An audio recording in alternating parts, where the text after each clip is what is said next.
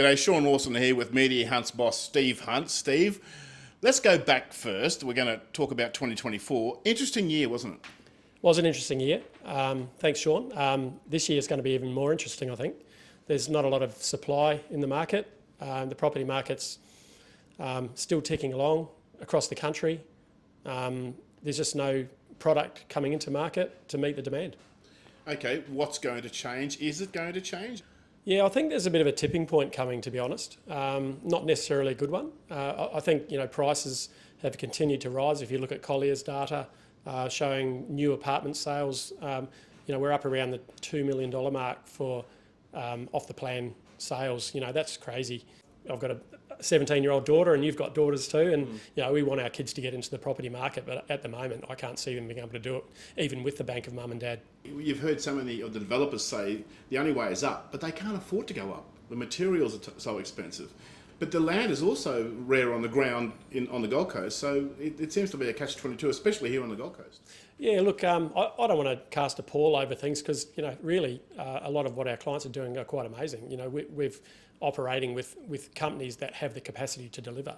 The Mosaics of the world, the Anicos of the world, Robert Battalotti up at Southport. They're doing great projects and they're launching projects and they're selling. Mosaic are about to launch 3 projects in 2025 on the Gold Coast.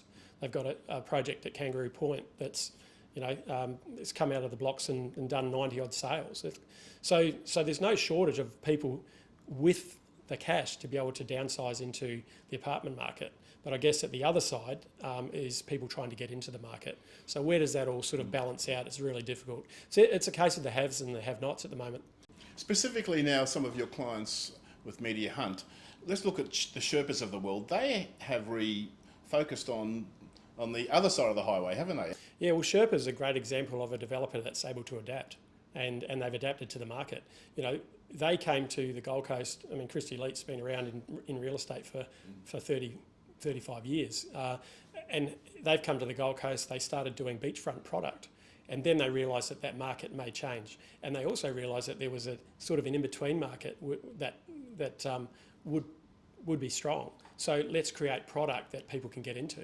And we know people ourselves that have bought into Sherpa product. So it's not on the beach front, but it's near the beach, near all of the amenities. Look at Palm Beach, and you can get in there for under $1 million for a 2-bedroom apartment, and that's really good buying. 2 iconic developments we can talk about now. Let's first talk about Landmark up at Broadbeach. That's going to be phenomenal when it's finished, isn't it?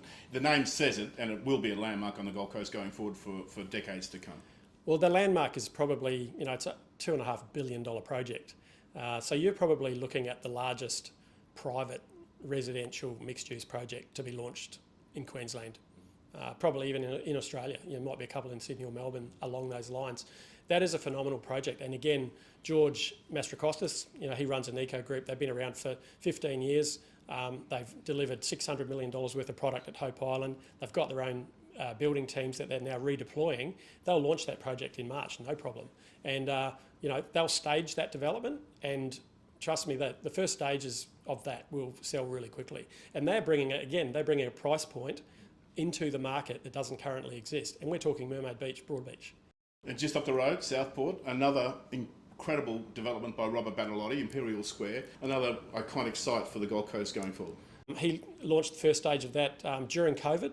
Sold that out. He's now launched Monarch Place. He's done $130 million in sales in Monarch Place. Again, price driven. It's a great project. Like, it's one of the most unique projects I've seen in terms of the amenity that he's bringing in there, medical facilities, all the hotel elements that are next to it, and that will eventually be the tallest tower in Australia. When the ensuing stages come. So he's already delivered, and he's going to deliver again because he's got the sales in stage 2. Media Hunt are not only restricted to the Gold Coast, but obviously Queensland and the rest of Australia. Let's talk about Queensland, Brisbane regional. There is certainly a migration, isn't there? That you do work in regional centres. We all know how Queensland's unique like that. But obviously some of your clients are going, let's get out of Dodge and let's move up the coast. Yeah, well, there's a couple of ways. I mean, the beauty of our business, Sean, and you know this well, is that even though we're plonked on the Gold Coast, right? But we can go south, and we do. We're doing projects in New Zealand. We've worked with 94 Feet. They're doing a $2 billion project there. Lakeview Tea Towel Mata that they launched last year, and that's gone really well for them. You've got Hirsch and Fagan. They are a very well capitalised company from Melbourne. Look them up. Amazing company with a capacity to deliver. They've done 3 projects on the Gold Coast, and they're possibly going to do another one. Then you go further north to Townsville, those emerging regional markets. I mean, Townsville, if you look at the stats, look on realestate.com, look at the chatter in the news, in the property news, Townsville's on the boil.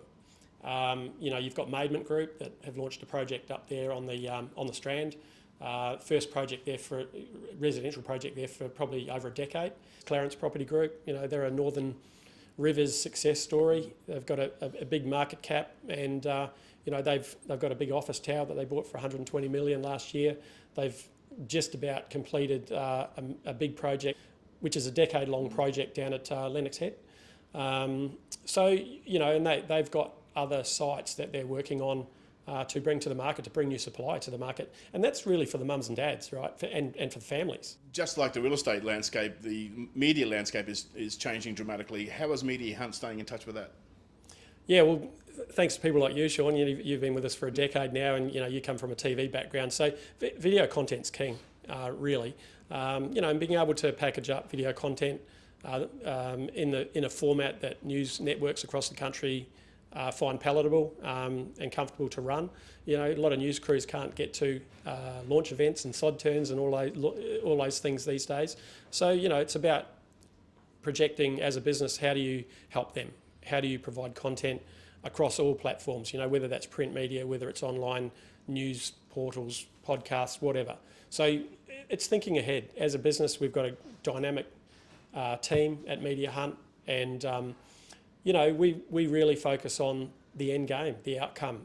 How do we get the outcome for our clients? How does that support their sales and marketing strategies? How does it support building their brand? Where do we place those stories? Who's going to run it? That's the first question we ask when we talk to clients before we even put a strategy together. Who's going to take it?